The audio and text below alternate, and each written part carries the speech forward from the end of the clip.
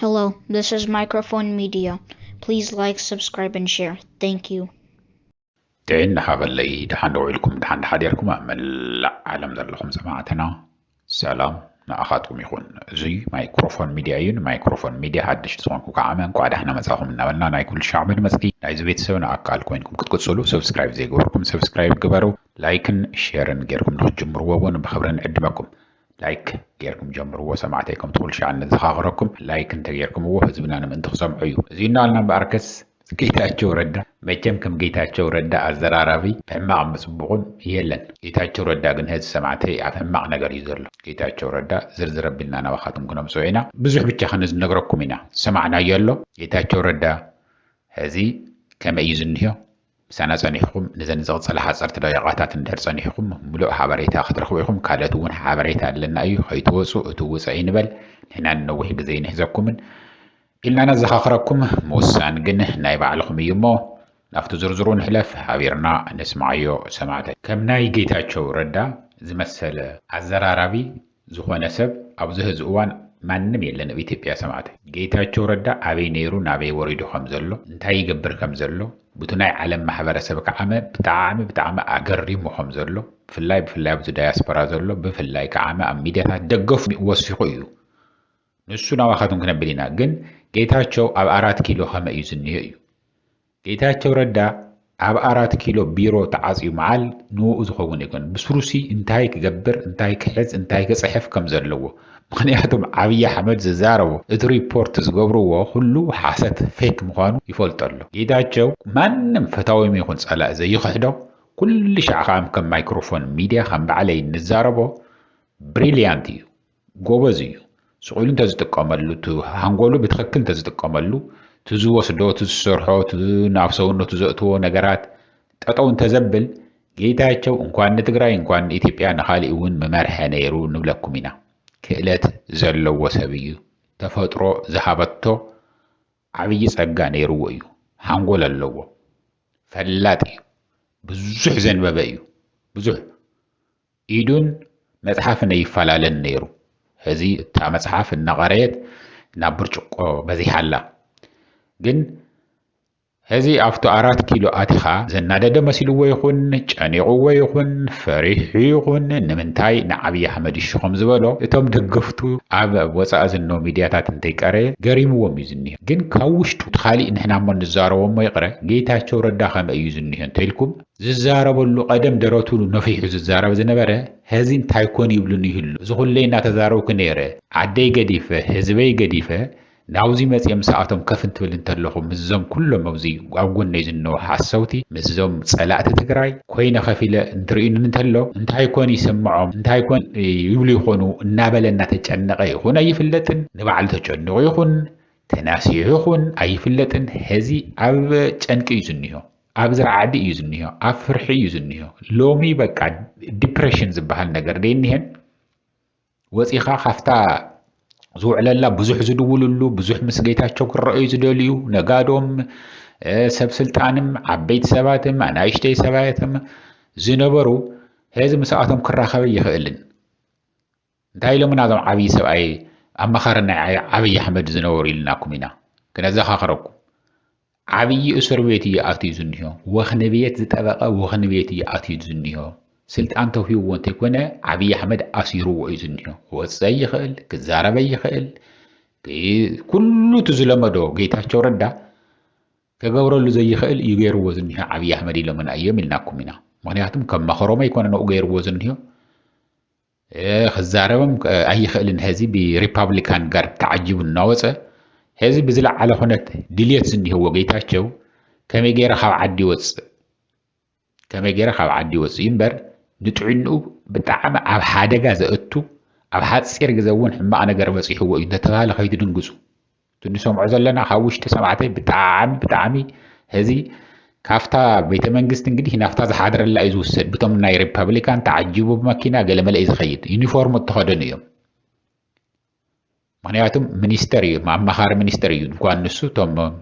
كون تحت زلون تعجبوا مزخدو كونيلو يو عبي أحمد كعمكم زجبرو كل نجار زجبرو ونم أنت ريكارد خجبر جنسي عفتو ኣኼባ እንትኸይድ ተሎ ኣብቲ ቤተ መንግስቲ እንትኣቱ እንተሎ ኣብቱ ናብ ቢሮኡ እውን ዝኣትወሉ ግዜ ሰዓት ተቆፂሩ እንግዲህ ጌታቸው ካብ ኢትዮጵያ ወፃኢ ክነብረ ይኽእልን ዝበሃል እኮ ጌታቸው ሰዓት ኣኽቢሩ ናብ ስራሕ ይኣቱ ናብ ስራሕ እንትኣተው ከዓ ኣብ ሓደ ቢሮ ነዊሕ ግዜ ክቕመጠ ይኽእል ወፂኡ ነዊሕ ግዜ ክቕመጠሉ ዝኽእል ኣብ በረንዳ ከፍ ኢሉ ብርጭቆ ሒዙ እዩ እዚ ንምጥፋእ ንገለመለ ኢልና ኣይኮንናን ክጥይቁ ትኽእሉ እዮም ተንፈተውቱ ብጣዕሚ ተፈተውቱ ዘእመኑ ዝበሃሉ ዓዊሎም ይዛረብሉ ኣለዉ እዮም ተሓቢኡ እኮ ይኮነን ጌታቸው ዝሰቲ እዮም ዝብሉ ዘለዉ ደረቱ ዘርጊሑ በረንዳ ኮይኑ እኮ እዩ ዝሰቲ እዮም ዝብልዎ ዘለዉ እዚ ማይ ይኹን ኣምቦውሃ ይኹን ውስኪ ይኹን ቮድካ ይኹን ኣረቂ ይኹን ካቲካላ ይኹን ይስተ ጌታቸው ረዳ ኣብ ቢሮ ተዓፅዩ ከፍ ኢሉ ክውዕለ ይኽእልን ነዚ እውን እዩ ኣብ መቐለ ከፍ ኢሉ ዘይውዕል ዝነበረ ኣብ መቐለ እንተኮይኑ እውን ኣብ 2 ሰዓት 3 ሰዓት ኣብ ቢሮ ተርእዩ ወይ ጋይሽ መፅኦም እዮም ተተባሂሉ ወይ ንሚድያ ከዘራርብ እንተደልዩ እንተኮይኑ እምበር ከፍ ኢሉ ኣብ ቢሮ ዘይርከብ ዝነበረ ጌታቸው ንዙ እዩ ኣብ ትግራይ ትፍልይ ዓብይ ፍልይ ህዚ ግን እንታይ እዩ ኣብ ትግራይ እናሃለወ ንሱ እዩ ሓለቓ ነይሩ ዝደለዮ ክገብር ዝኽእል እዩ ዝተዛረቦ ኩሉ ሓቂ እዩ ኢሎም የጣቕዕሉ ነይሮም እዮም ዝኾነ በቃ ዘየስሐቅ ቀልዲ እንተተዛረበ እውን ነበረያ ነበረ ተተዛረበ እውን ኩሎም ካዒሎም እዮም ዝስሕቁሉ ነይሮም ንምንታይ ሓለቓ እያ ይዝለልም ይስሓቅም ይጥረጥም ይፍሶም ዝኾነ ይግበር ምጥቃዕ እዩ ነይሩ ሕዚ ግን ኩሎም ይግምቱን ኣለዉ ኩሎም እዚ ይብሉን ኣለዉ እናበለ ኣብ ዝለዓለ ጭንቅን ፍርሕን ረዓድን መስተን ሕማቅ ነገር ውሽጢ ኣትዩኹም ዘሎ እዩ ጌታቸው ረዳ ሓደ ስኢሎም ናቱ ኮራኮር ዝኾኑ ባህር ዘሊሉ ኣትዩ በቃ ሚኒስተር ኮይኑ 4 ኪሎ ኣትይዋ ገለመለ ይብለሉ ኣብ ዘርእኹም ኣይብፃሕ እዮም ዝብሉና ዘሎ እቶም ዝፈልጡ ግን እቶም ናይ ማን ዝቐርቡ ኣብ ዘርእኹም ኣይብፃሕ እንኳን ንሱ ክንደያ ገብረ ህይወት እውን እስር ቤት ዳርጋ ከም ዝኣተወ እዩ ዝኒሆ ምክንያቱም ክንደያ ገብረ ህይወት እውን ሓደ ዓይነት ኣመል እዩ ዘለዉ ህዝቢ እናረኣዮ ብዙሕ ዋዕዋዕ ዘይክብል ይኽእል ግን ታረክታ ብርጭቆ ይፈትዋ እዩ ታጠርሙዝ ብጣዕሚ ዝፈትዋ ኢሎምዎ ንምንታይ ከም ምኾነ ይርድአንን ኩሎም ቶም ምስኡ ምስ ጌታቸው ሃዲሞም ከይዶም ዝነው ንኣዲስ ኣበባ ዓብይ ዝኾነ ወልፊ እዩ ዘለዎም ኢሎምዎ ዓብይ እዚ ብምሕሳብ እየ ዝዛረቦ ዘለኹ ህዚ ቅድሚ ህዚ እውን ንዱባይ ከይዱ እናሃለወ ከኣሜሪካ መፅኡ እናሃለወ ጌታቸው ኣብ ኣቐረ ተመሊስካ ናብ ትግራይ ኣይትኸይድ ዱባይ እንተኮይንካ ዱባይ ቀረ ኣሜሪካ ኣብዚ ቨርጂንያ መፂኻ ኢኻ ተቢልካ እናኻ ኣብኡ እንተሊኢኻ እውን ኣብዚ ቀረ ኢልና ከይድኩም ክትሪእዎ ትኽእሉ ኢኹም እቲ ቪድዮ ምክንያቱም ከምዘይኾኖ ንትግራይ እውን ከምዘይጠቅም ንባዕሉ እውን ከምዘይጠቅም ጌታቸው ተረዲኡና እዩ ስለዚ ተረድአና ከዓ መፅኡ ኢልካ ኣብ ወፃእኻ እናሃለኻ ሃዲምካ ተቐመጥ እንድሕር ካብታ ስልጣን ናይ ትግራይ ወሪድካ ሓደጋ ከብፅሑልካ ይኽእሉ እዮም ኣብ ኣዲስ ኣበባ ችግር ክፈጥሩልካ ይኽእሉ እዮም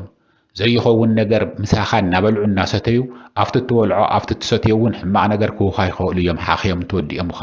ብድሕሪኡ ኸ ተጋሩ ቀቲሎምዎ እውን ክብሉ ይኽእሉ እዮም ስለዚ ኣብቲ ዘለኻዮ ዓዲ ተቐሚጥካ ኣእምሮኻ ተመሊስካ ሪሃብ ኣቲኻ ካብ ኩሉ ወልፊ ነፃ እትኾነሉ ነገር ግበር ብድሕሪኡ ሚሊዮነር ኮይንካ ኢኻ ትነብር ኢልና ተዛሪብና ኢና ደጊምና ኣብ ሚድያም ይኹን ኣብ መኻሪ ኮይንካም ይኹን ኣብ ሕቡራት መንግስታትም ይኹን ኣብ ዝተፈላለየ ነገር ክትሰርሕ ትኽእል ኢኻ ክእለት ኣለካ እዩ እናበልና ነርና ኢና ሕዚ ግን ኣቶ ኣብ ዘርእኹም ኣይብፃሕ ኢልናዮ ዘለና ኣብ ዝለዓለ ጨንቂ ረአዩኒ እንተይኮነ ሕቡእን እዩ ዝብል ዘሎ ሓደ ከም ልቢ እውን ኣብ ደገና ዓንደረ ክውዕለ ይኽእልን ቢሮ ከዓ እተለዎያ ምንም ዘይሰርሕ ከዓ እሞ ብቱ ናይ ጌታቸው ትዕግስቲ ዝምስኣን እሞ ከዓመ ብቲ ዘለዎ ወልፊ ኣብ ቢሮ ኣብ ጥቓ ናይ ዓብዪ ኣሕመድ ቢሮ ኣብ 4 ኪሎ ኣትዩ ምስኒ ዳንኤል ክብረት ጎኑ ኮይኑ እንታይ ከም ዝስምዖ ሕሰብዎ እንግዲህ ሰማዕተይ ንዙ እዩ ንሕና ካብ ውሽጢ ዝሓሰብሉ ዝሓዘንሉ ብጣዕሚ ዝሓዘንሉ ብእውነት ሓዚኖም ዝዛረብዎ ዘለዉ እዩ ጌታቸው ኣብ ሓደጋ እዩ ዝኒሄዎ ረበይዛኻትኩም መድሕንዎ ኣብ ጌታቸው በፂሑ ዝኒሄው ኣብ ትፈትዎ ቀሪኡ ኣብ ፀላኢኹም እውን ኣይብፃሕ እዮም ዝብሉና ዘለዉ ኮነ ኢልካ ግን እንተፀላኢ እንተልእዎ ጌታቸው ኣደሰ ይበልካ ንምባል ይኹን እንተስናይ ማን ኣሚኖምሉ ይኹን ኣይፍለጡን ቶም ኮራኮር ዝዕሰቡ ብተፈላለየ ባንክታትን ብተፈላለየ ድርጅታትን ዝወሃቦም ዘለዉ ገንዘብ ግን ህዚ እውን እንተኾነ ጌታቸው ፅቡቕ ነገር ይረኺቡ እኒሄ እዮም ዝብሉ ዘለዉ ተሓቂ ግን ንሱ ኣይኮነን ሰማዕተይ تحقو أب حماق نجر يزنيه جيتاتشو أب حماق نجر إيو آتي يزنيه تايم مؤتوكا نجيتاتشو تزارب كم زيدتو لين بركان قلمة كتولو تخلو نحنا كل شيء عن نزاربو نهاي تقرأي حزب حماق أنت بتصح انتلو حماق أنت بتصح اللي خاخنو لين أمبر زي العالم كعمة دقيمنا دقاقيمنا نقولو نجر انت أيو جيتاتشو حماق نجر كوصحو أين دلن እንኳን ሓደጋና ብህይወት ዝመጽእ ይغረና እሾኹውን ክወግኦ አይደልን ይለኩም ይه ታይገሩ ትግሮዋ ይኮ ተጋጊ ይበል ህዝቱ